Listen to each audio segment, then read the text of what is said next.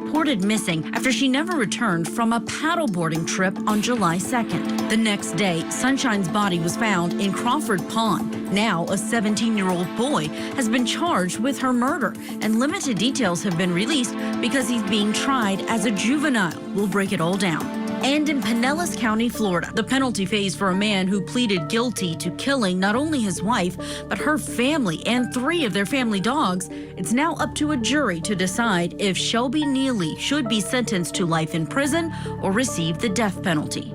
But first, Carrollton, Georgia. Kristen and James Brock were found shot to death in their bed in February. Kristen's 17-year-old daughter, Sarah Grace Patrick, called 911 in a panic to report her mother and stepfather had been killed. Days later, she stood in front of their congregation, delivering a tearful eulogy that ended with a cryptic, "I'm sorry." And then, 5 months later, Sarah Grace was arrested and charged with their murders. Tonight, we hear more from Sarah Patrick's grandfather and bring you the latest details in the deadly teen daughter murder case.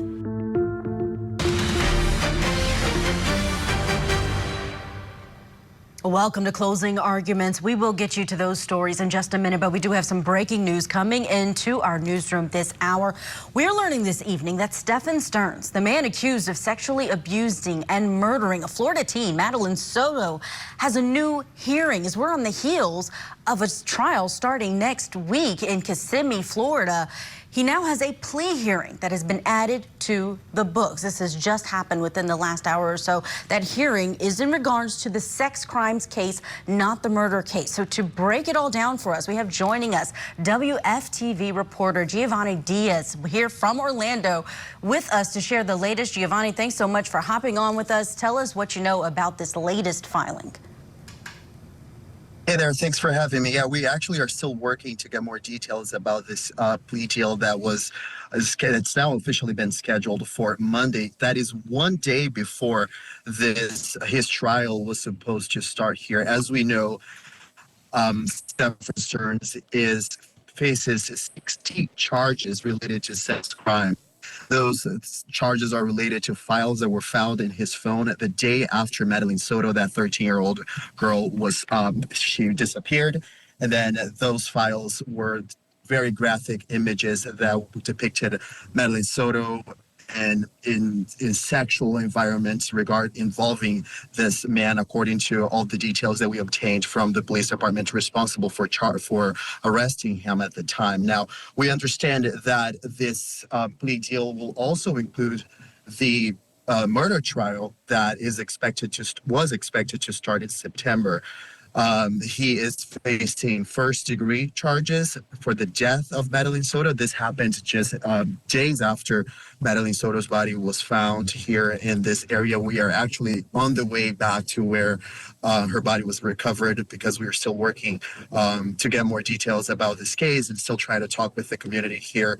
I spoke earlier today with an attorney, with a criminal attorney, defense attorney, who was explaining to me that basically what this means is the defense team for Stephan Sterns was able to actually get him off death row. So he will be able to actually, this is according to our sources here at Channel 9, WFTV, he was able to actually get off the death row, and he is going to end up spending the rest of his life in prison. Again, this hearing is set to start at 1:30 on Monday, one day before his actual trial was supposed to start for the sex crimes, and months before his first-degree murder trial was supposed to begin. I was in the courtroom multiple times during this case, and there were several motions that were filed by his defense team. They were trying to pull some of the files that were found in his phone. They tried to suppress those files as evidence. They wanted to remove that from the case. They wanted to get the press outside. They didn't want to have any journalists in the courtroom.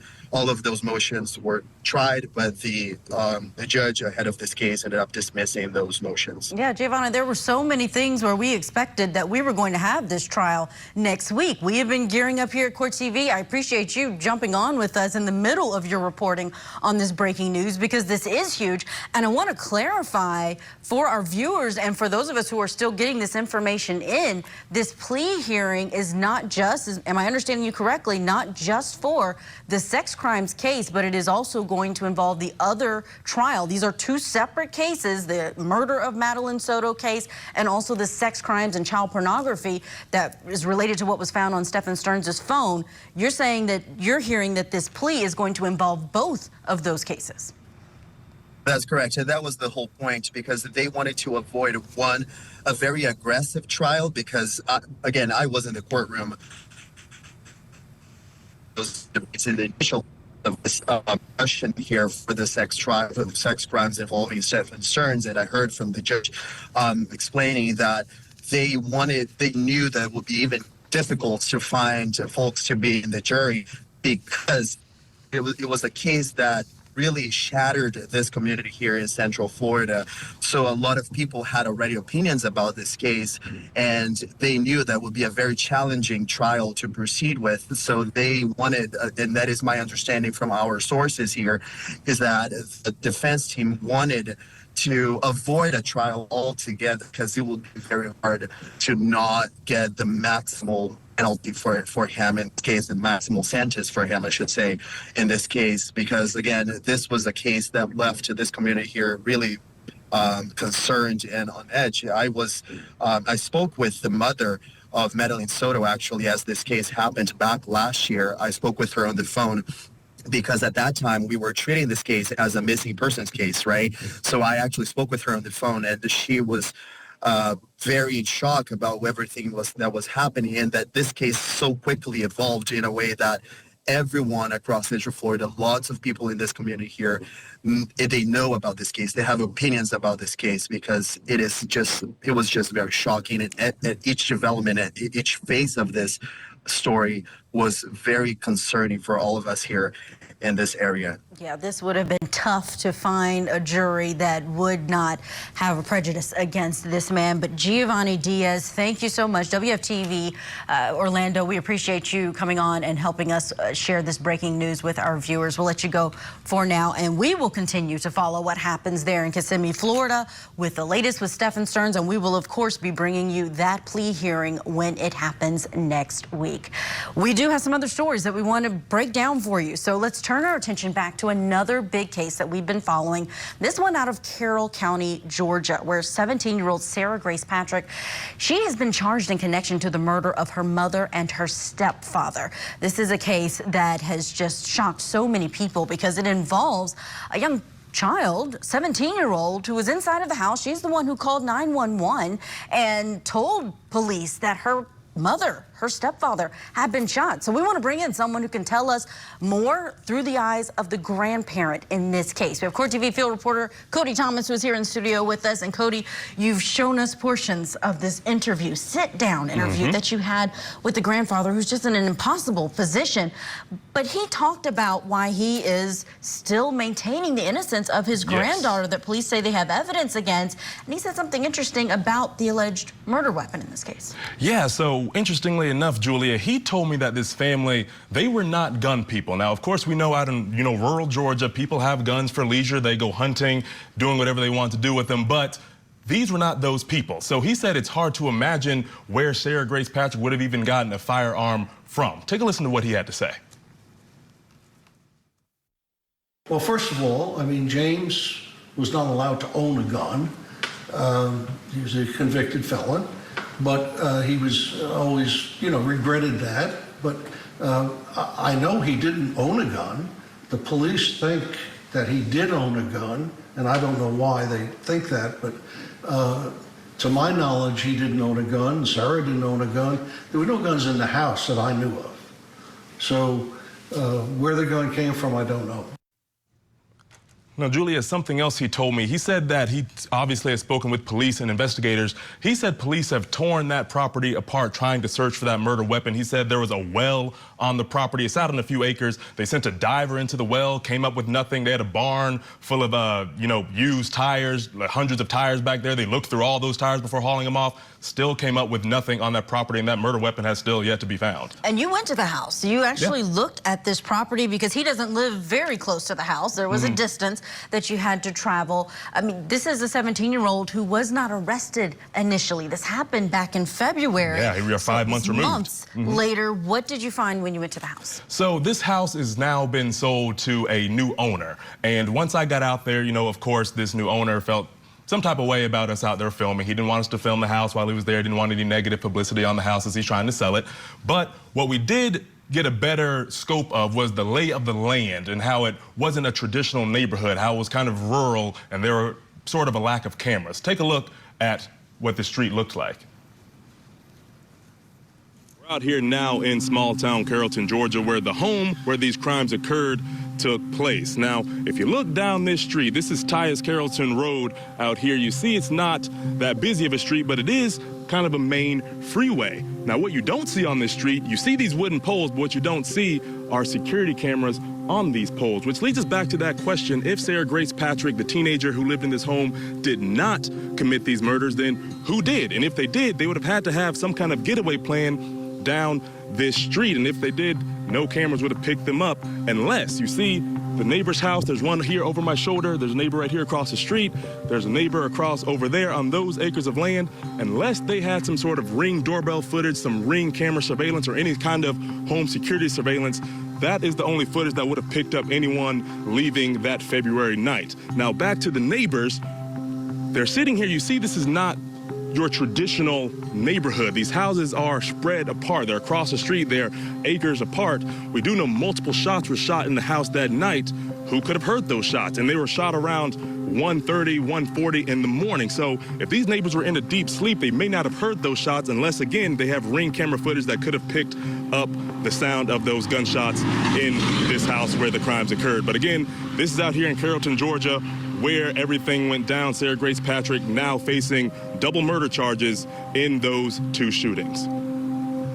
So again, Julia, you saw right there, very rural, lack of cameras on those wooden poles. If there was someone who wasn't Sarah Grace Patrick who did this, they would have had to get away, and one could only hope that one of those houses on that street had Ring doorbell footage that they could give over to police. I can only imagine at night. This would be very difficult to get any kind of footage on that street, but it may have a car going by because it sounds like the grandfather is saying there's someone else who did this, or someone else who would have had to come into this home. Tell me about how he's responding, because there is a lot of attention on this case. It's such shocking information of these parents killed in their sleep. How is he handling the attention, first of all, and how is he saying that his granddaughter is doing? Well, Julia, that is the key word that he was using with me, attention. A lot of attention, as he's going through every range of emotion you could imagine. I mean, this is a guy who has lost his only daughter. He's a father of 4, had 3 sons, and now his only daughter is gone, and now he has the potential to lose his granddaughter to going behind bars for years. But he also says, he's talking about all the speculation on social media. Some people are quick to assume her guilt, and he says some of those posts and videos are just unfair to Sarah Patrick. Take a listen. I'm sort of on a campaign on Sarah's case. I think she's innocent until she's proven guilty. I think that I need to tell people what kind of person she really was. I mean, I'm her grandfather. She and I were very close. And she was a wonderful little girl. And I just can't imagine her doing this. It just doesn't, in my wildest dreams, seem possible. So, but it's been a lot of attention, and a lot of people are interested in the story. And I think it's okay. I just hope that people stand behind her. And be sure that she gets a fair shake out of this. I don't want her to, I don't want public opinion to go against her. Cases like this, there's influencers online and people that speculate about what's going on. There's sometimes narrative out there saying, oh, I'm not surprised. It had to be her. It had to be somebody close to the family. And who Who would it be if not her? What do you say to those people? You know, the social media is just to be so cruel. I mean, poor Sarah, you know, people are assuming her guilt, and she's innocent until proven guilty. And there are people that are assuming that she is guilty and making comments online that are totally uncalled for. And they're mean. I'm sorry. I don't like social media. I don't like what it does. It could hurt a lot of people emotionally, including myself. And I just think it's tough. Mm-hmm. It's hard on Sarah. If Sarah knew what people were saying about her, it just, you know, terrible. Now, Julia, aside from social media, Dennis also told me about another woman. This is James Brock, the stepfather, also a victim in this case, his niece, this woman named Kristen Dowda. She's been going public, and WJCL in Savannah spoke to Kristen Dowda, who, again, is a family member, and she said they had their suspicions about Sarah Patrick. Take a listen. Obviously, we were glad that, you know, someone was finally being held accountable for this. And we, of course, had our suspicions. So it wasn't that shocking. Nothing that raised an alarm to me, just a typical teenage girl. But Jamie had told us multiple times that Sarah was not who we thought she was. You don't see what I see. You don't live in the home with her. Now, Julia, what's interesting about Miss Dowda here is that I was also talking to Dennis about her, and he says he talks to Sarah every day behind bars. He says even while you were there, even right? while I was there, he talked with her for a few seconds there, you know, going through some legal stuff. Right. But he said he talked to Sarah a few days ago, asking her, "What's your relationship with this Kristen Dowda?" Sarah told him that they've never even met. So that was just an interesting tidbit as far as their relationship there. Tough situation for this family, and to have a grandfather who is also a father of the victim stand up for his granddaughter could go a long way in this case. Cody Thomas, thank you for that in-depth report. Let's bring in the think tank to see what they think about this case. We have with us longtime criminal defense attorney in Massachusetts, Richard Grundy. We also have criminal defense attorney Josh Colesrud with us, and trial attorney and author Jeffrey B. Simon. Great to see you all this Friday evening. This is one of those cases that is not only shocking, but you really feel for the entire family when you have a teenager, a 17-year-old, who is accused and behind bars right now for the death of her parents. Richard, let me start with you, because when you've got a juvenile defendant being tried as an adult, what are some of the challenges there if you're representing them? Well, you know, it almost instantly becomes a question in a situation of mental health. In Massachusetts, actually, within the last several years, they've passed a law where a child under 21, person under 21, cannot be charged with first-degree murder by virtue of pre-planning, mediation about it, because they have found, the Supreme Judicial Court of Massachusetts found that the individual under that age, brain is not developed to the extent they believe that a person can plan this type of thing out knowingly and intentionally. So it's where the defendant, the juvenile defendant, is charged with patricide, matricide, anything that's within the family realm. The first thing you probably want to look at is the mental health issues. Yeah, that's a good point. And when it comes to what complicates this, these being family members, potentially family members on different sides, being different kind of witnesses, Josh, she gave a eulogy. She stood up during her parents' funeral, and then at the end, she said it was heartfelt, it was tearful, it was compassionate, and then she said, "I'm sorry," at the end. How do you think that's going to play when it comes to a trial? Do you think that's something that prosecutors will be trying to use?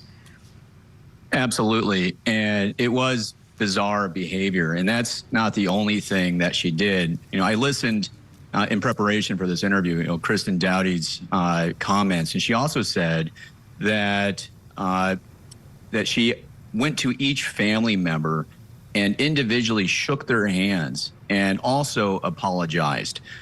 You know, I would like to note that when I was a homicide prosecutor, you know, the police would often subpoena the nearest cell phone towers to be able to see who was in the area during a time of a homicide. So I have no doubt that they're going to do that in this case. So the defendant's behavior is certainly very suspicious. And, at this point in time, the Georgia Police Department has done a really good job at kind of shielding what they do know.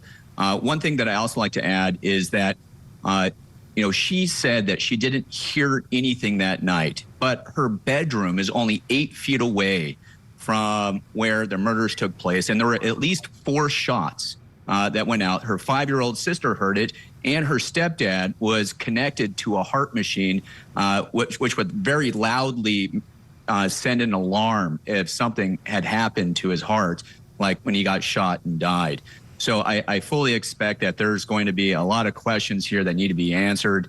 And we're going to find out a lot coming soon. Oh, yeah, there's a lot of unanswered questions here, especially with this 5-month delay. No doubt police were investigating. You mentioned those cell phone towers. And Jeffrey, I want to ask you about something that the grandfather said in his interview with Cody. He mentioned that when he asked police, when they were taking his granddaughter away, what evidence do you have? They said, well, she's the only one who could have done this.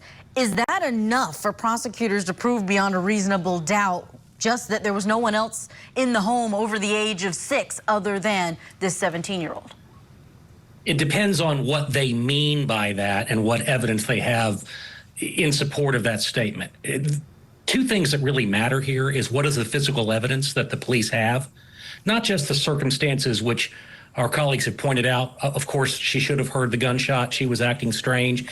That's not going to be enough to convict her of double murder, but coupled with physical evidence where it's not just she's the most plausible person to have done it, but there's also overwhelming physical evidence connecting her to it, yes. She, of course, has pleaded not guilty in this case. We will continue to follow it. Think Tank, you are staying with us because we have more after this. Another family tragedy, the case against Shelby Neely.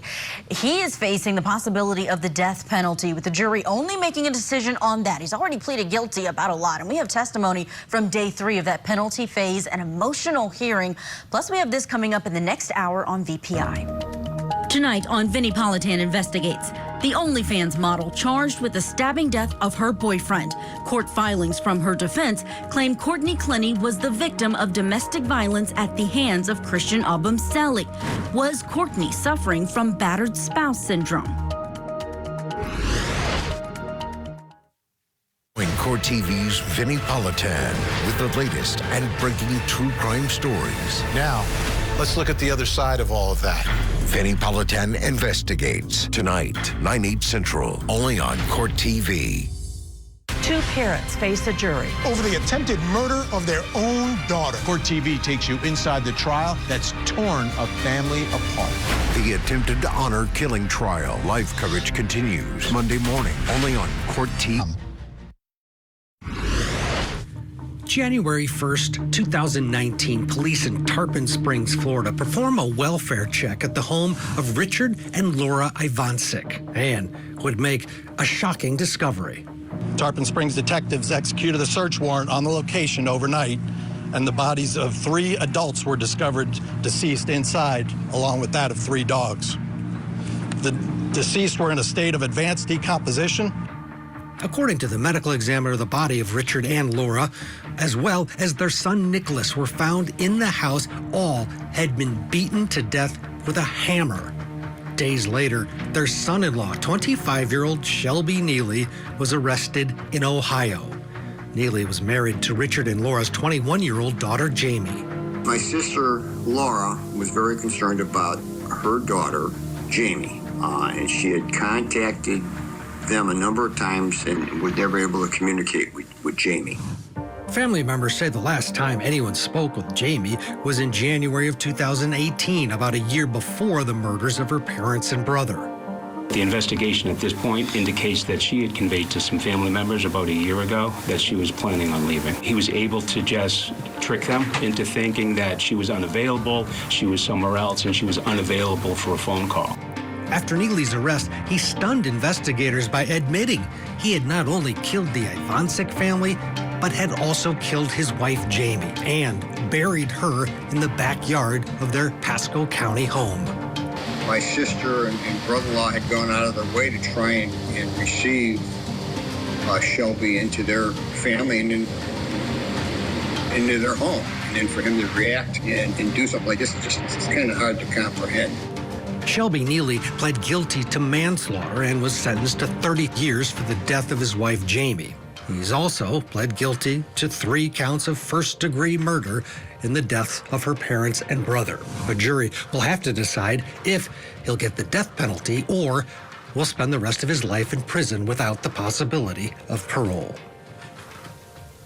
It's just unimaginable. Parents who were trying to reach their daughter for a year while he pretended to be her via cell phone. It's a death penalty case. In Florida, those prosecutors, they want capital punishment for Shelby Neely. Back in 2023, he pleaded guilty to a reduced charge of manslaughter with a weapon for the death of his wife, Jamie, and he was sentenced to 30 years in prison. So he already has that sentence.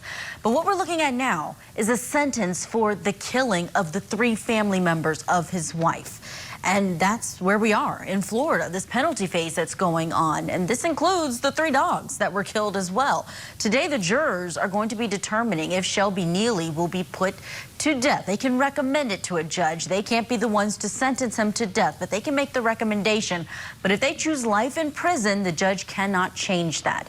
Now, the judge and the jury heard emotional testimony from the victim's daughter and sister. Take a listen. Nick was so young, so full of life. He was friendly, compassionate, and deeply loved. Nicholas was very protective of his little sister, and they enjoyed playing together with their cousins or pets. The family treasured their travels across the country, visiting Grandma and Papa in Arizona and taking trips to one of their many timeshares, including the kids' favorite destination, Hawaii. When Laura stayed in Ohio to care for her sick mother, it was hard on them. Our dad waited for her, waited for the time when they can spend their golden years together. But this is where their love story ended.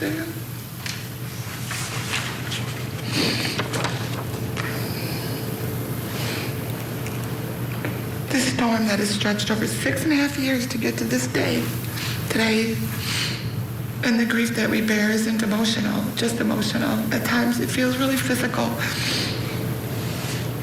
It seeps into our bones. It's aged us. It's broken us in many ways. And it's stolen so much from us. Before I continue, I would like to share something very personal. A short voice message from our dad, recorded on my birthday, May 3rd, 2017. I can't say the words. He always left me messages on my birthday and holidays. Hearing his voice means everything to me. It's a precious reminder of the love that we shared. Such a difficult testimony there. Still with us, Richard Grundy, Josh Colesroot, and Jeffrey B. Simon. Josh, the judge reminded these jurors they're not supposed to be taking any of the victim impact portion into account, but merely the uniqueness of the victims in this case, how they were in the community. But listening to that, I mean, this is a unique situation where they are only tasked with the penalty and not whether he did it or not. He's already pleaded guilty to that. Yeah, exactly. And actually for death penalty cases, it's not uncommon to have a defendant plead guilty and then they save the death penalty portion and decision for a jury. Now here, the prosecutors have 3 different ways that they can get the death penalty. They can get it from, number 1, avoiding arrest or committing concealing of a crime, and they have to prove each one of these beyond a reasonable doubt. The second is they can prove cold, calculated, and premeditated. If they prove that to a jury beyond a reasonable doubt, that alone can lead to the death penalty. And finally, the last way they can prove it is by especially heinous or atrocious, cruel, and unusual. If they prove that aggravating factor, that can also lead to the death penalty. Now, the defense will also have a mitigation specialist. You know, every death penalty case has a mitigation specialist, and, you know, they will certainly have this person testify that the defendant, suffered from emotional trauma. They will also try to bring an emotional impact on the jury in some way, shape, or form. These trials, are very, very tough. The juries oftentimes have to go through at least. Something really quick on that one. Not to cut you off, but I do want to give him a chance to weigh in on this, because do you think that the defense made the right move in pleading guilty to the guilt phase and not the penalty phase, when essentially a lot of the same evidence comes in and you don't put these jurors in a situation where they have to do 2 trials? Do you think it ever benefits a defendant to make the jury go through the process of finding them guilty, and perhaps they will feel like they got justice on guilt and maybe they spare his life on the penalty phase? It's a good question. And just acknowledging they know their client and they know their file better than I do from the outside looking in, it doesn't look like a good decision to me, because the murders were so depraved and so premeditated. And prosecutors tell juries in punishment phases like this in capital murder cases that life in prison is the punishment for murder, but capital punishment is the remedy for evil. And what he did reflects pure evil. And the fact that now the jury gets to do that when they actually didn't get to consider the case itself, I think is going to prove very problematic for this defendant. And Richard Grundy, we're in Florida. We're not in a different state. We're in a place where you don't have to have unanimity for the death penalty anymore, even though it's still being debated, still being called unconstitutional. But what do you think in a case like this? Well, I think, you hit the nail on the head. It's absolutely determined by the facts of the case itself. And these facts, as little as it is, I think the best that he could do for himself was to be put into position to step before the jury that will make this decision and say, I pled to all 3 of these. I put no families through the trials, despite all of the pain that I've obviously caused them. And then it comes back down to what we heard first off, and that is that mitigation. If he doesn't have some mitigation circumstances to put before this jury, then the fact that he skipped over to trial probably is pretty meaningless. But if he can skip over some of that gore, burying his wife, going on for another year, letting her family not know that she's dead, 3 people murdered with a hammer in their home, if they can not go through some of that and say, I pled guilty to all of that, and here's what happened in those moments in time.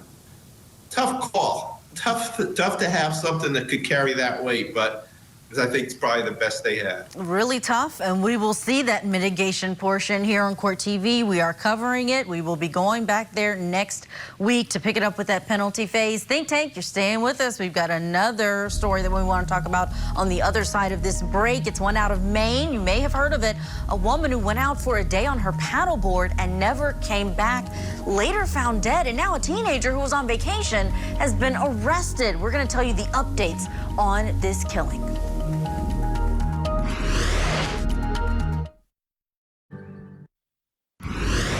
Welcome back to Closing Arguments, and we have another case that we're looking at where everything is still developing. Limited details have been released in this one to the public, but here's a look at what we know so far. This is about a paddleboarder, 48-year-old Sunshine Stewart.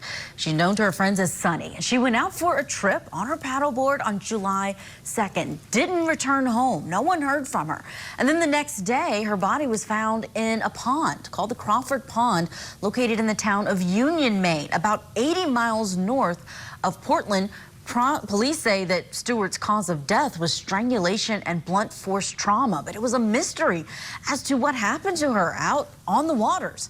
On Wednesday, it was announced that police had taken into custody a 17-year-old boy. And today, the Attorney General's office in the state announced that this boy is being charged with murder in connection to Sunny's death. And tonight, we have new details about this teen from the Attorney General's office. So they released this information about their suspect, Devin Young, 17 years old, charged with murder, and appeared in court this morning via Zoom, entered a denial to this charge relating to the death of Sunshine Stewart, and is currently being held in the Long Creek Youth Development Center. He has an attorney. The Office of the Attorney General filed a motion to have him tried as an adult. So that is pending.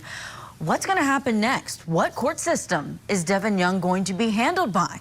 Let's bring in our think tank, Richard Grundy, Josh Colesrud, and Jeffrey B. Simon. Jeffrey, let me start with you. This case is such a shocker because it was a mystery for days, not knowing what happened to this paddleboarder and wondering what could have happened out there. Now we find out that it is a young man, young boy, who was on vacation with his family at the time. Right, and what we learn next is going to be just as shocking or more so than what we already know. She's out paddleboarding on a pond and winds up dead, according to the medical examiner, from strangulation and blunt force trauma.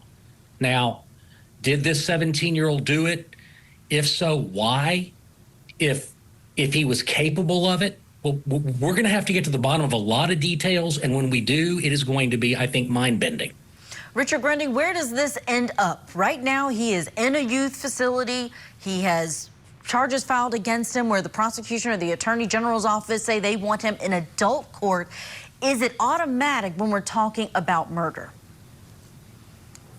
Not usually. The effort to, if it's determined to be a first-degree murder, it's usually filed right away that the effort to transfer the person will be made.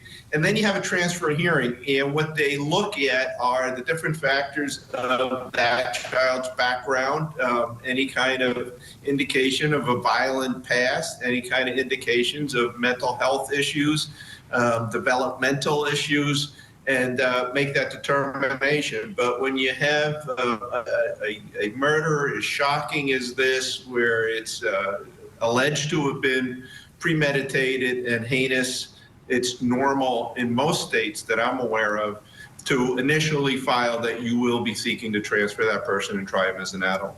And Josh, do you think it's an added aggravator if you have this stranger on stranger type crime? I mean, this isn't someone he knew. This wasn't a friend, a girlfriend. We just talked about this teen in the beginning of our hour who was accused of killing her mom and stepfather. But this is someone who, from what we know so far about this case, didn't know the victim. Yeah, the prosecution is certainly going to argue that, and strangulation is, traditionally a very personal way to die. Usually it's, somebody who knows the deceased, and it typically takes between 30 seconds and 2 minutes to strangle someone to death. And, in this case, I think that if it shows that the defendant, the juvenile, did not know the deceased, it is going to be bizarre in that aspect, and it'll show that he's even more a danger to the community than if this was just like a lover's quarrel, for example. Yeah, this is a bizarre case. We will continue to follow the details on it and see how it moves through the system, whether he will remain in the juvenile system or if this will be moved to adult court. Our thanks to the think tank. You all have been really great this evening, sharing your thoughts, your expertise. We appreciate it. Richard Grundy, Josh Colesrud, and Jeffrey B. Simon. We have something else once we get after this break, something else we need to let you know about, plus coming up in the next hour. Tonight on Vinnie Politan Investigates, former OnlyFans model turned accused killer Courtney Clenny claims her boyfriend was the perpetrator of domestic violence against her before she fatally stabbed him in their Miami penthouse. Was Christian Abumseli the victim or the villain? We investigate. Join Court TV's Vinnie Politan with the latest and breaking true crime stories. Now, let's look at the other side of all of that. Vinnie Politan Investigates, coming up next, only on Court TV. Convicted killer Bryan Kohberger will learn his fate for murdering 4 Idaho college students and come face to face with the families of his victims. The sentencing of Bryan Kohberger, Wednesday morning, only on Court TV.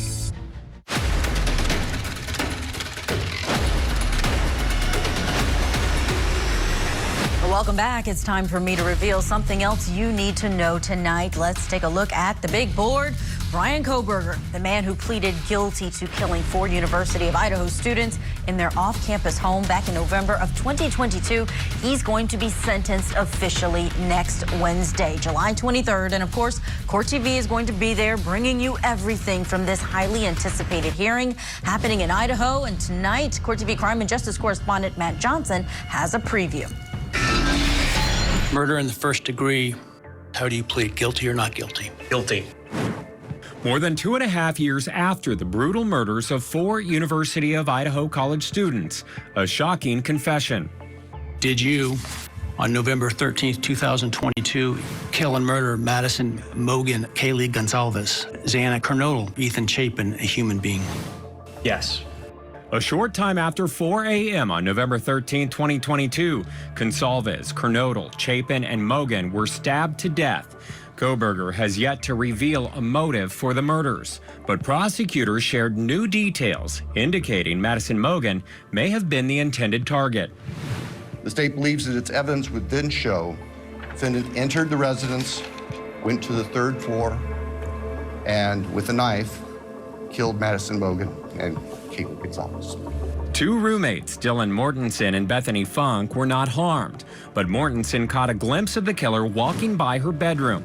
He was wearing a mask, and she could only remember seeing his bushy eyebrows. Shortly before noon, Mortensen and Funk called friends over to check on their roommates, and then called 911. 911 location of your emergency. Something is happening. Something's happened in our house. We don't know what.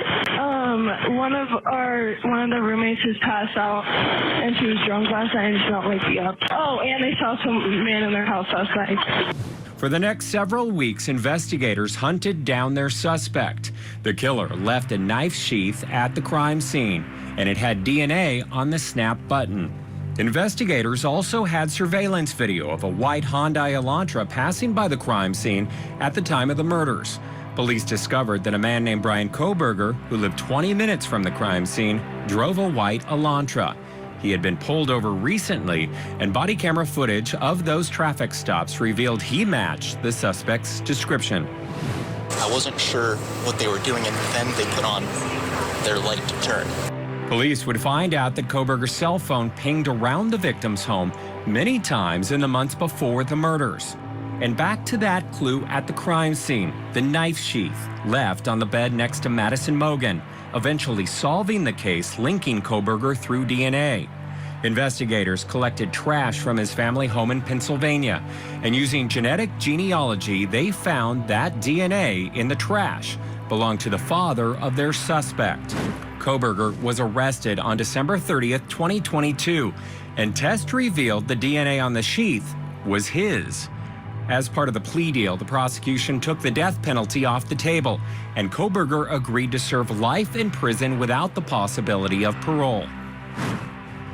Are you pleading guilty because you are guilty? Yes. And Mr. Kohberger, you understand that by entering the guilty plea in this case, you would be giving up your right to appeal any decision this court made, as well as your sentence? Yes. Again, Bryan Kohberger's sentencing starts next Wednesday, and Court TV has you covered. We will have special live coverage from on the ground there in Idaho. And Ted Rowlands, our Court TV anchor, and our correspondent Matt Johnson is going to be live there on the ground with all of the latest, everything that's happening inside and outside of that courthouse. And we do want to also update you on that breaking news that we brought you at the beginning of the show tonight on Stephan Sterns. We have learned that Sterns is going to be in a Florida courtroom Monday afternoon for a plea hearing. And we are hearing that he is going to be pleading guilty to the sex crimes case that we were expecting to start next week and the murder charges that he's facing in relation to the death of Madeline Soto, 13-year-old girl who was the daughter of Sterns' girlfriend. He had faced the death penalty in this case if it had gone to trial. It sounds like because of this plea, he is going to avoid capital punishment. We will bring you that hearing right here on Court TV. And Court TV field reporter Cody Thomas is going to be live on the ground for that case in Orlando. Before we go tonight, I do want to show you a very important picture. Stop, take a look at your screen. This is Jewel Bragg. Jewel is 17 years old and was last seen on July 9th in Phoenix, Arizona. If you have any information about where she is tonight, you can call the Phoenix Police, or you can also call 911 and always call 1-800-THE-LOST. Let's see if we can get her to a safe place tonight. Don't go anywhere. We have another hour of live true crime coming up on Vinnie Politan Investigates.